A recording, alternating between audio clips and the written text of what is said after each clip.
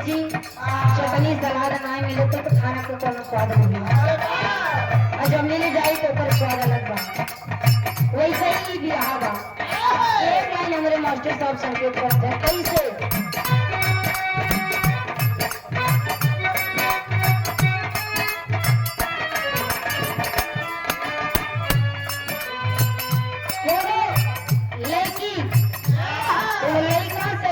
प्यार करत रहे, प्यार में मर मिटे के नाम तक आ गई। लड़का बड़ा शौक करत रहे, लड़की कहे कि नहीं हम ऐसा नहीं बाटी, लड़का कहे नहीं प्यार नहीं है कोई रहेगा। लड़की कहे ए राजा तुम हमारी बात सुनो।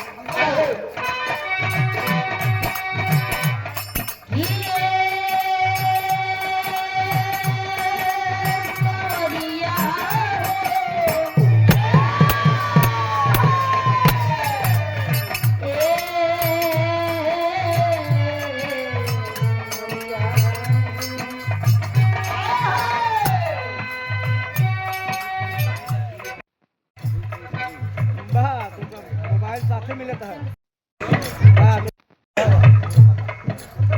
मोबाइल महामंत्री मोबाइल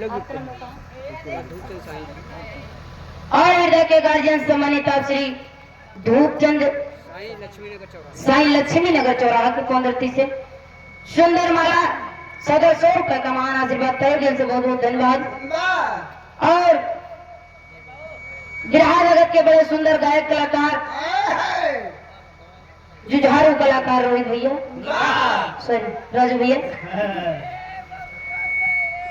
जौनपुर की पावन धरती से बिहार जगत में जेकर नाम बा मसाला गुरु, मसाला ही गुरु के नाम से प्रसिद्ध बाटे। बड़े आप रोहित सुहाना जी और चंदौली की पावन धरती से बिहार की बड़ी खूबसूरत गायिका, बहुत एकदम सुशील गायिका पूजा बिंदेश्वरी जी चंदौली की पावन धरती से कार्यक्रम दिनांक 22 अप्रैल 2026 समय शाम 4 बजे से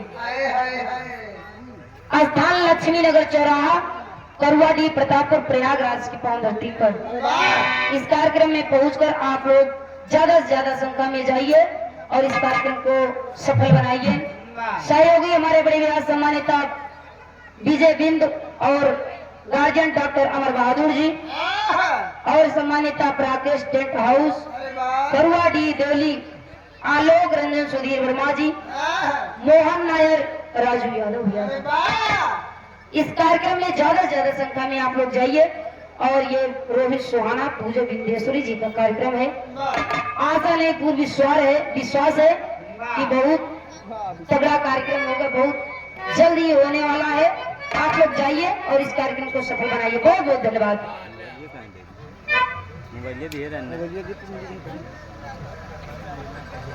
हेलो और बढ़िया अच्छे लाल व्यापारी देवली के अहिर थक व्यापारी हो जितना भैंस बटे गाय भैंस के। अच्छा नन्हे चाचा कन्ने चाचा जी अच्छा कन्ने चाचा हाँ कोनो दिक्कत नहीं हो। हमारे मास्टर साहब कोनो गीत में संकेत करत हैं कैसे लोग की डाल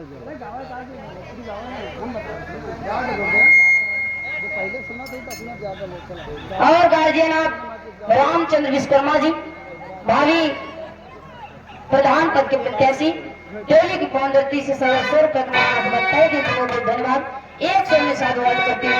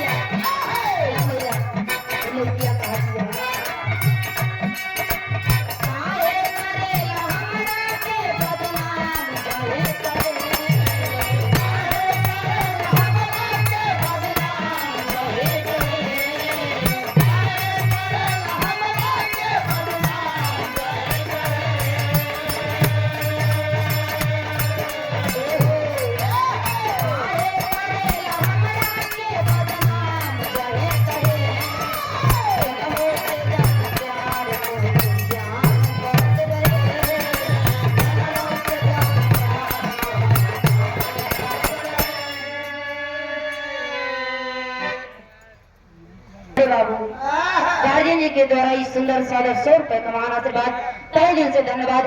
जय हिंद, जय भारत, नमो बुद्धाय, जय संविधान। कैसे